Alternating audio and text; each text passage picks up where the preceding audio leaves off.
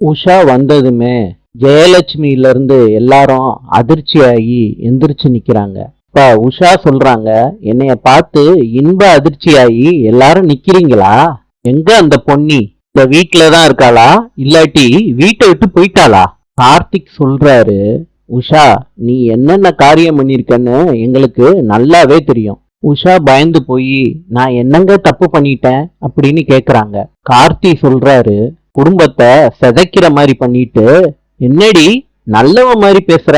சுந்தரம், மூர்த்தி, வெண்ணிலா இவங்க 3 பேர் கூட சேர்ந்துட்டு வெண்ணிலா வாழ்க்கைய கெடுக்க பார்த்த இல்லடி?